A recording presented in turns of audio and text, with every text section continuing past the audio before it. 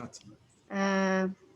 My question is, stylistics of fiction and COVID-19, unexpected or bizarre. This association may sound to process it beyond its normal limits. So, to what extent it will or rather should accommodate itself to this disease? Thank you. Thank you very much. I'm not sure I fully understand your question. Could you just Actually, explain? I mean stylistics of fiction and COVID-19. To what extent this association would or rather should accommodate itself to this disease? Stylistics of fiction. Yeah, thank you. Because obviously, yeah, I have difficulty associating that very much with what I was talking about. Stylistics comes into play in what I'm interested in, you know, the different styles of individuals as they develop their personalities. But the fiction, I mean, the difference between fiction, I was talking about narrative there. You know, narratives are always vehicles by which we can stylistically encourage students to think outside of their comfort zones, to take them to other worlds. And just as in the previous question, to take them to perspectives that are unfamiliar with and may find they're uncomfortable with. But it's important to take us outside of where we are, to take us somewhere else, to see how other people live and come back. That, I'm sorry, that's the best I can do in responding to your point. Thank you. Thank you very much, Dr. Tyndale. Now we come to another question, started by Dr. Shubbar. Yes, Dr. Shubbar, you are with us now. Um, Good evening, everybody. Thank you very much, Mr. Tyndall, for your amazing lecture. I have a well-vexed question concerning the postmodernism in modern times. As we know that it is a time of logocentric metamorphosis concerning the fixities and logos that have been changed and the truth which is no longer appreciated or esteemed by people in the same manner. How could we win an argument with the student? How could we convince them and develop their mind in a way, since they have lost certain fixities or logos in their past life? Things that have been used in the past are no longer the things that we are facing nowadays. So this is a kind of dilemma dealing with the class. Thank you. Yeah, I think so. How to accommodate change and take people back to maybe values or assumptions that used to support life. So it shows that quite often argumentation is involved in these changes, in these societal changes, in the new structures of belief that come into play. I think again, it's when we look at historical arguments, which is essentially what's at stake here, you know, taking students back to the power of history and what has worked there and what has worked well for the past, and in terms of their own past, you're bringing individuals into confrontations, not now across a culture, but you're bringing them into a confrontation with their own past, with their and to start to see how the thinking has changed and see the attractions maybe of what that thinking was like in the past, if I understand your question. So there was a fixity of belief, which has now crumbled, been diffracted in various ways, so that people now ascribe to different beliefs. But that's another perspective. The perspective of the past is a perspective that can be evaluated and found attractive again by presenting the arguments that compelled people then in the past, I think. So Thank you very much, Dr. Tyndale. Thank you very much. Now we come to Dr. Warka from University of Dhiqar, please. Yes, Dr. Warka.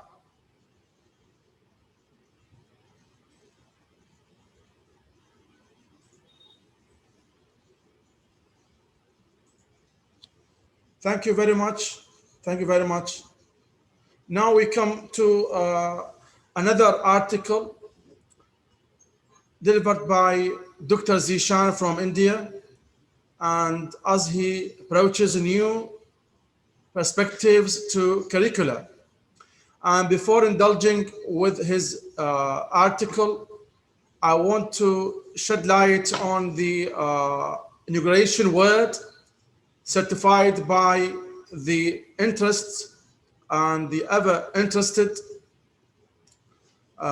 Sayyid Ahmed Al-Safi, as he certifies the importance of heritage and the importance of legacy in life.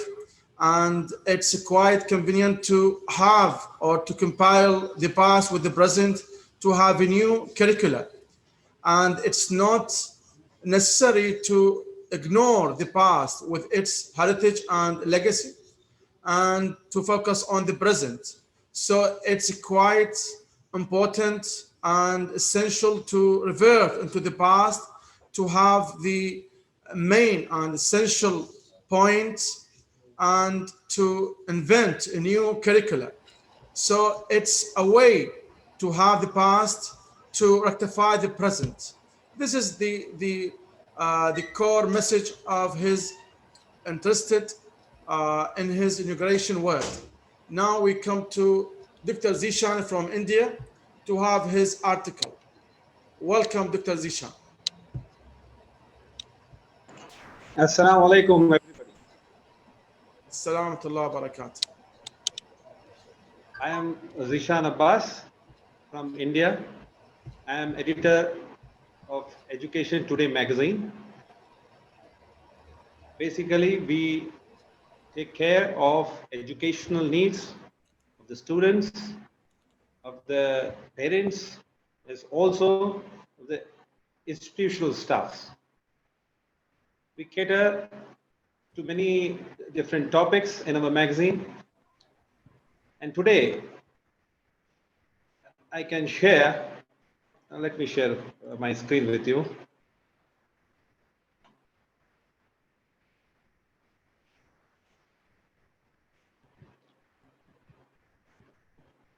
So can you all see my screen? Yes, yes, you are shared. Okay, so I want to discuss today on the need of a new curriculum for the Islamic world. So when we talk about the curriculum, you're all doctors, academicians, intellectuals all over the world. You know, there is a curriculum for every country, for every department, and they actually give us a lot of hope for the new future generations. But why am I saying there is a new curriculum? There's a need for a new curriculum for the Islamic world. Herein I'll tell you that when the advent of Islam, if you see, for the first 100 years of its establishments, we all know that the Islamic area, 95% of the Islamic area was conquered in the first 100 years. And soon after, Muslims attributing to the sayings of the Prophet Muhammad, who emphasizes the male or female to seek knowledge even from traveling to distant China. So the message was clear from the Prophet, peace be upon him, that the Muslims should learn the knowledge, even if they need to travel to China, they have to travel, they travel and get the knowledge. That was the emphasis given for education. And afterwards, as you all know, the Islamic golden age came. The Islamic world generated contemporary scholars of that time who were relatively high standard, at least in the comparison to their European counterparts. And by the 8th century AD, during the reign of Abbasid Caliphs, and with the inputs from the infallible Imams of the Prophet progeny, peace be upon them, comes the Golden Age with cultural, economic, and scientific developments. You all know this University of Al-Qurunin was founded in 859 AD, is listed in the Guinness Book of Records as the world's oldest degree granting university. So what is today's scenario? You see, today's scenario is totally opposite in the Islamic world. The madrasa system, as you know, unlike a modern college, lack a standardized curriculum or institutional system of certification. In results, we were not in the mainstream and have done anything great in the last 1,000 years. There is no Islamic university in top 100 universities of the world.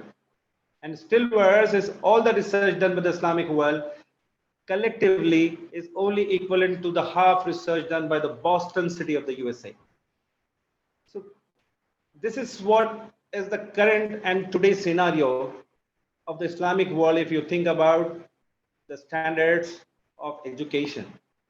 Because the rulers, if you see, of the Islamic world go to Europe and America for their medical treatments. That shows that there are no proper hospitals or the doctors available to treat them. They have money, they can go to Europe or America, and they are the leaders, so they can get the good top medical treatments. But unfortunately, it shows that we are lacking in the top medical research.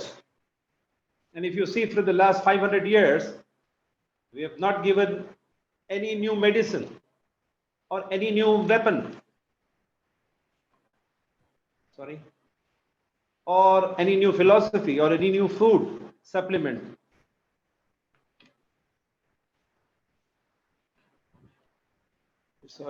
Or any new game or any new law to the world. So this is today's scenario for the Islamic world. I'm just talking about the problem here, which shows that in the first 100 years of Islam, with its advent,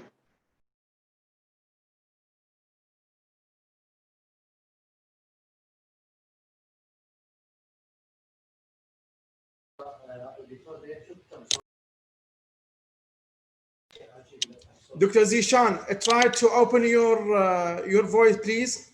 The voice, activate your sound, please. okay, can you hear now? Yes, okay, we are hearing you. Okay. So I was telling you, I think you missed a little bit of that, so I'll just repeat it once again. So when I was, from the advent of the Islam, that is that first 100 years, we've had golden age. The house of wisdom was made in Baghdad.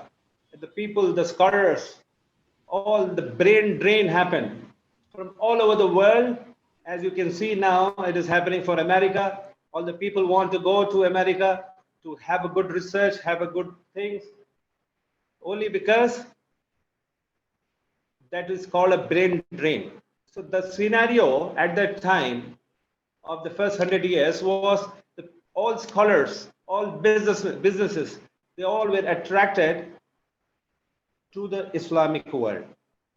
That was the Baghdad as its capital. And from Baghdad, you know, the people used to come, and along with them, they used to bring all their knowledges. And because of Islam, and because of with the inputs from the infallible Imams of the Prophet's progeny, peace be upon them, they used to get a lot of knowledge even from the Islamic world. The translation of the books which were already there in that time happened, and the golden age was seen. But today's scenario is totally different.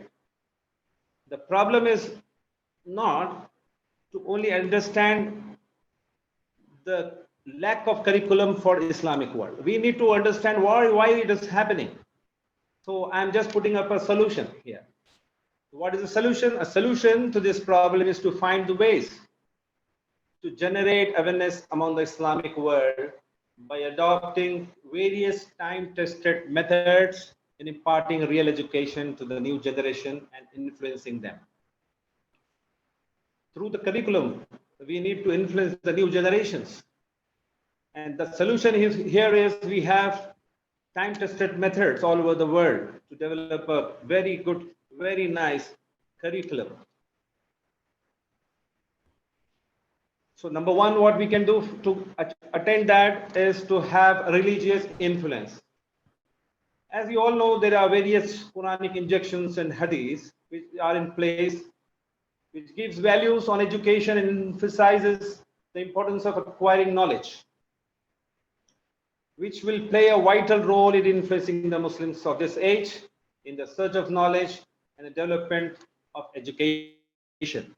And through this religious influence, the new generation can be targeted through a new system of curriculum by the Islamic world. And then in the second options, what we can do, we can have government sponsorships. The Islamic governments should heavily patronize scholars. They should in return address the issue of producing detailed, qualitative data and then deriving general lessons from it. A positive experience in primary education and the strong support from the teachers at secondary school levels is vital here. So what I really want to convey here is the government should come forward, they should sponsor, they should patronize scholars.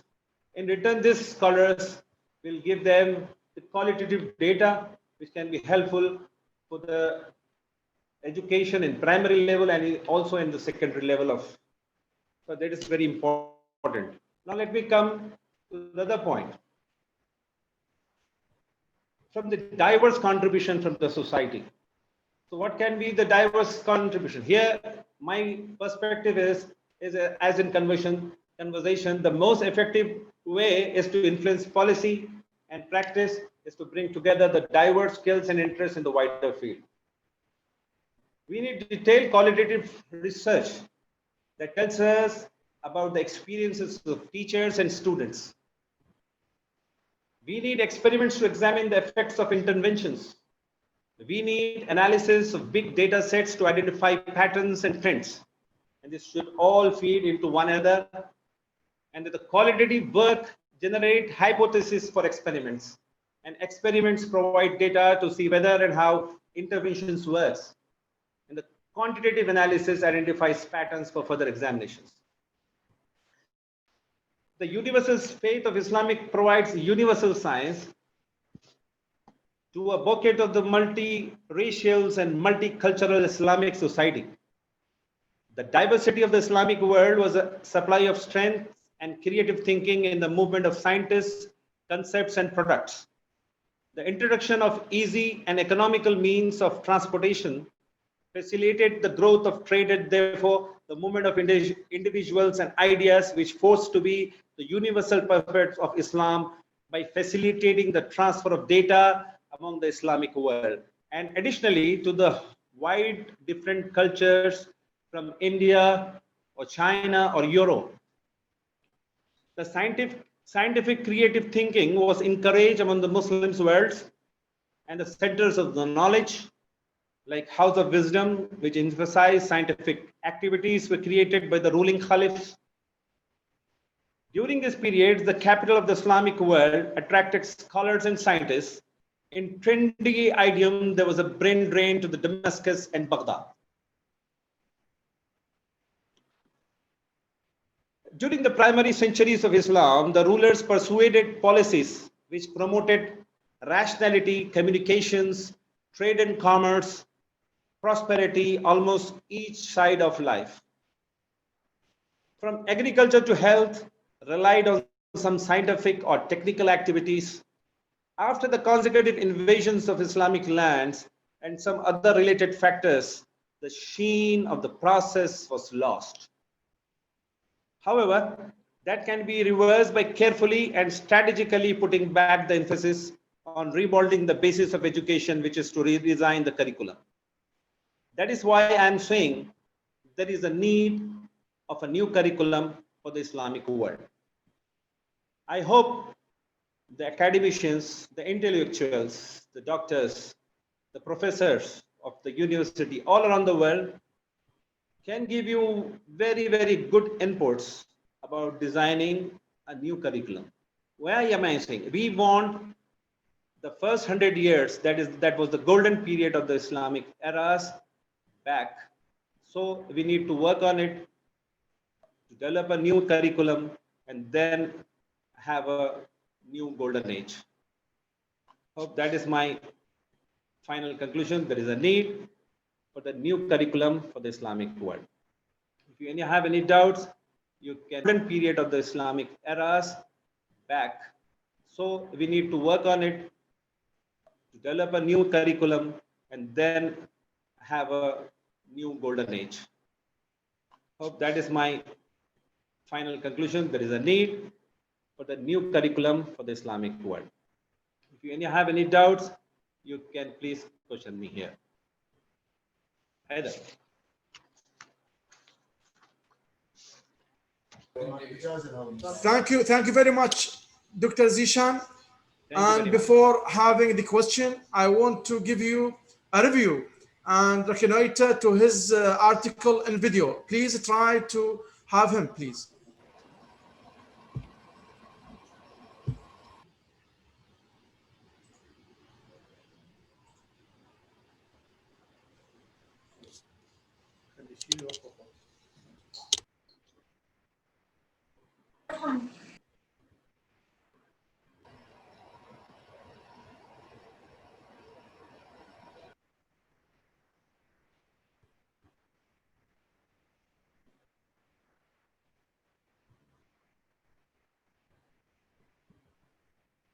Hi and Assalamu alaikum. I'm Dr. Zishan Abbas Razavi. I'm the editor-in-chief of Education Today magazine in Hyderabad, India. Today, I want to discuss upon a need of a new curriculum for the Islamic world. In this video, we shall scrutinize today's Islamic world with that of the first 100 years of its establishment. We all know that Islamic era started 1400 years back, and with its advent, 95% of the Islamic era was conquered. Soon after, Muslims attributing to the sayings of the Prophet Muhammad, peace be upon him, who emphasizes the male or female to seek knowledge even by traveling to distant China. The Islamic world generated contemporary scholars who were relatively high standard, at least in comparison to their European counterparts. By the 8th century AD, during the reign of the Abbasid caliphs, and with the inputs from the infallible imams of the Prophet's progeny, peace be upon them, comes the Islamic Golden Age with cultural. The University of Al-Qarawiyyin, founded in 859 AD, is listed in the Guinness Book of Records as the world's oldest degree-granting university. Today's scenario is totally opposite in the Islamic world. The madrasa systems, unlike a modern college, lack a standardized curriculum or institutional system of certification. In result, we were not 1,000 years. There is no Islamic university in top 100 universities of the world.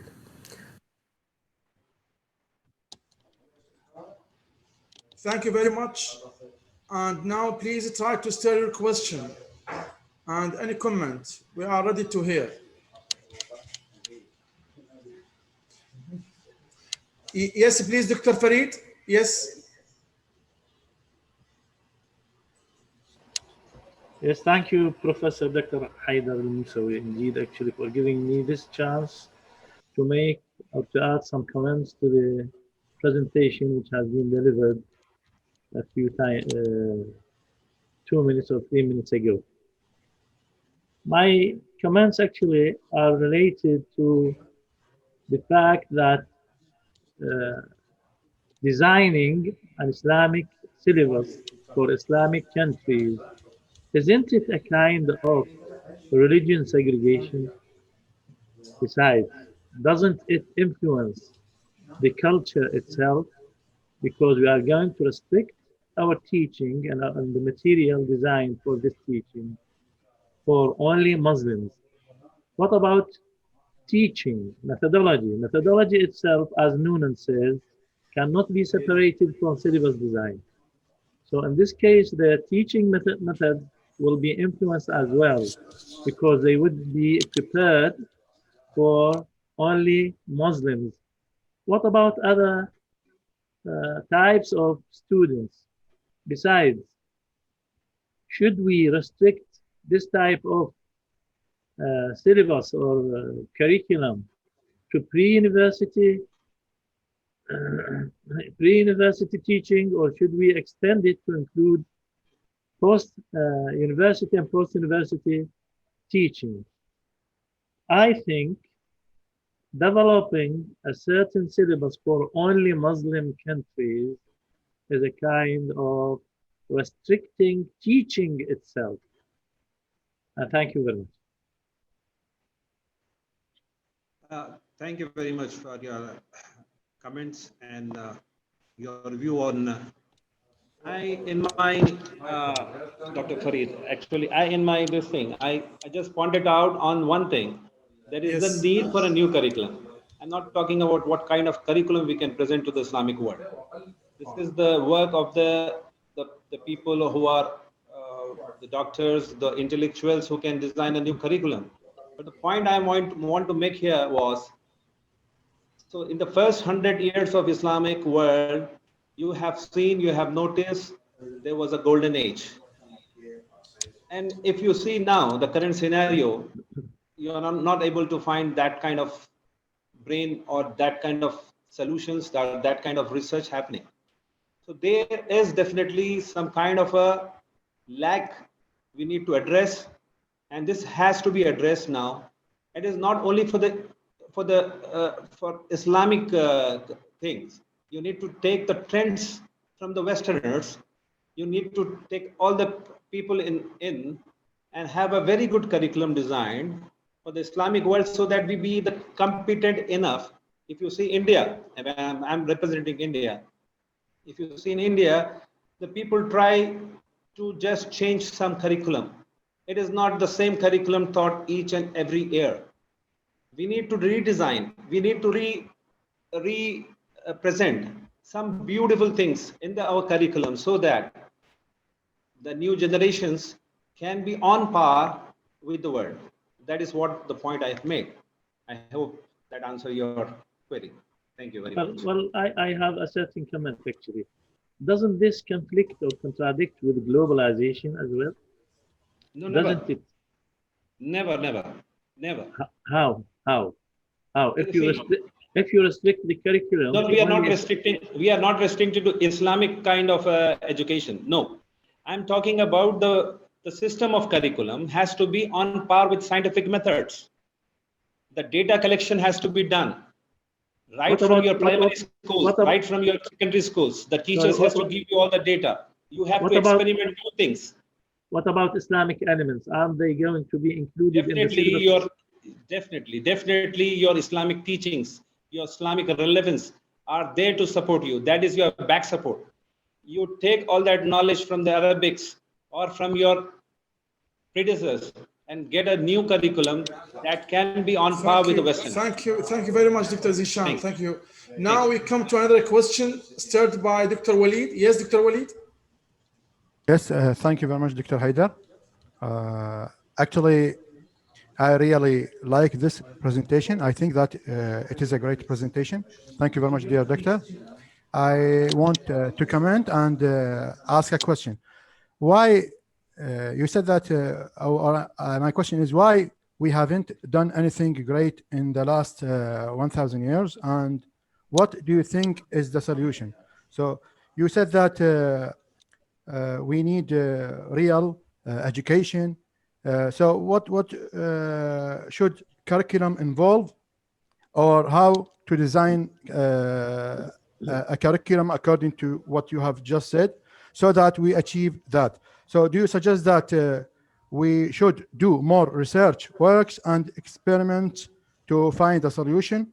And before I go, I want to say that I recommend if Al-Ameed Center kindly take this suggestion into consideration and gather those scholars who are interested for a special meeting in order to discuss such indispensable suggestion according to my mind. Thank you very much. Inshallah, inshallah. Thank you very much. So, Thank you very much. Shall I answer that question? Yes, yes, you could answer, of course. In my presentation, I have said, Haider, that there are basically three steps we should take. The number one is to have a religious influence. Religious influence, when I say that you already have lots and lots of knowledge available, and if you read Quran and its injections and hadiths, there is a lot of value given to education, and a lot of emphasis has been given to acquiring knowledge. So take that advantage and develop a new curriculum on par with any Western countries and give it to the new generation. This is number one. Number two is to get it through the government sponsorships. Money matters. You need to heavily patronize scholars. Why? In return, they will give you the data required to prepare lessons, to generate the systems for the young generation like primary education, and give a strong support to the teachers of the secondary education, so that when the basis of education has been strong, then the research and all things can come later. And the third point which I can make is through diverse contribution. It is not only through government or through the religious influence. You need to have diverse contribution from the society. And here we see the policy should be to develop diverse skills in the interest of the wider fields. So here we need to have the experiments going on. We need to experiment to examine the effects of the interventions. Here we need to have the data sets prepared. We need to identify patterns and trends. And this all should all feed into one another to give you the results. That is what we say it has to be. Yes, yes. Thank you, Dr. Zishan, for your illustration, for your deep illustration. And now it's the time to Dr. Mariam from University of Babylon to have her article. Yes, please, Dr. Mariam, you are with us. Yes, do you hear me? Okay, okay, we are hearing you. Yes. Yes. Let me share the screen.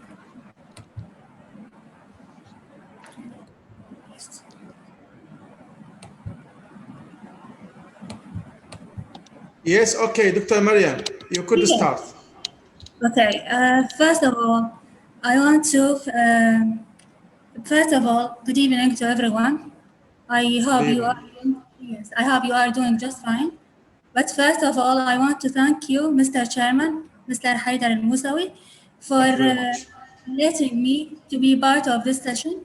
And I want to thank everyone for bothering himself just to join us. So my topic is about curriculum evaluation. Yes. Curriculum evaluation with reference to English for Iraq, 5th preparatory. As the title suggests, it has to do with evaluation. Evaluating a curriculum is not an easy task.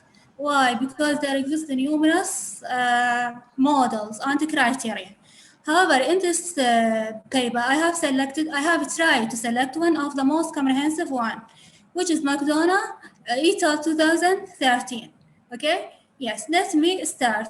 The paper consists of 3 parts. In the first part, I have presented a literature review. Okay? In the literature review, I have talked about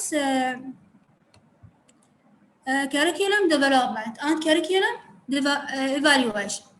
curriculum development يعني as far as the field of language teaching and learning, curriculum development owes much to the concept of syllabus design. However, syllabus design represents only one facet of the whole process of curriculum development. How? It means that the specification of the content of the course that will be taught and tested during a particular course. For example, the course for speaking will specify the oral skills and the order in which they will appear.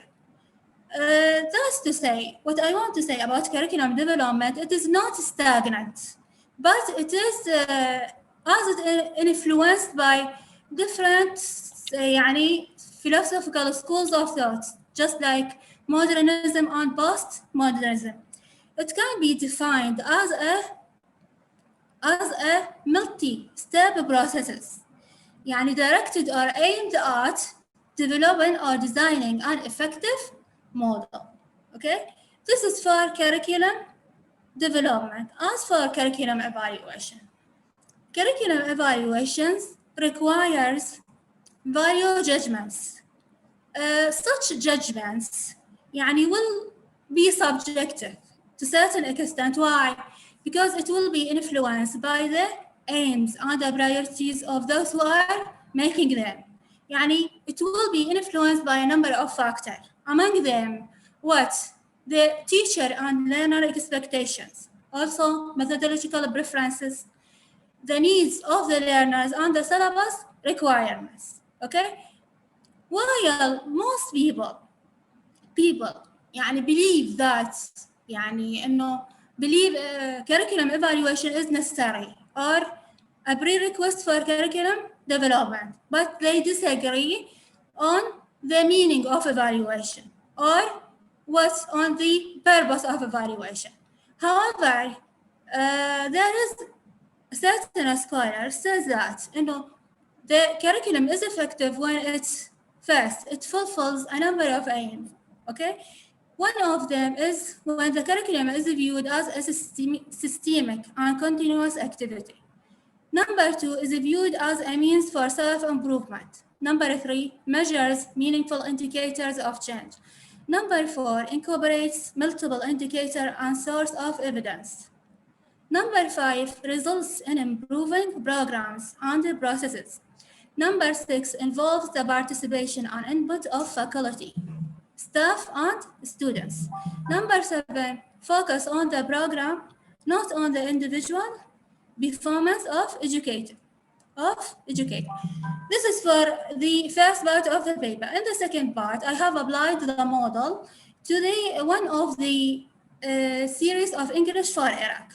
English for Iraq, the series is put into use by the Iraqi Ministry of Education in the year 2013 and 2014.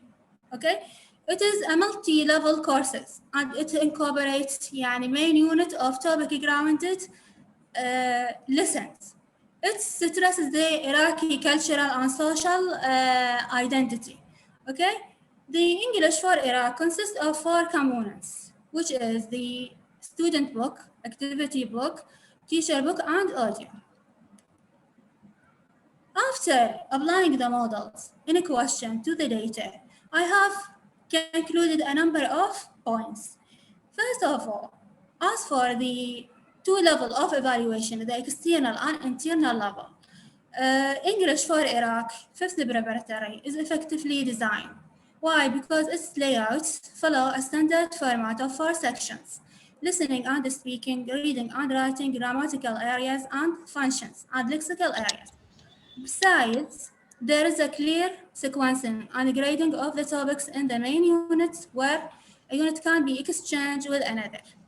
The second important conclusion is that, as far as cost is concerned, it is believed that English for Iraq 5th preparatory is a reasonably priced course, despite the fact that it is used as the core course in most state schools. Additionally, it is regionally available where it can be obtained by anyone interested in pedagogical issues, whether a student, a teacher, or a researcher. What I want to say is that curriculum development is an importance or a necessity. Why? Because since the world is in a continuous state of changing, the modern discovery should be integrated into the educational curriculum. That's all. Thank you for listening. Okay. Thank you very much, Dr. Mariam, for your article and also for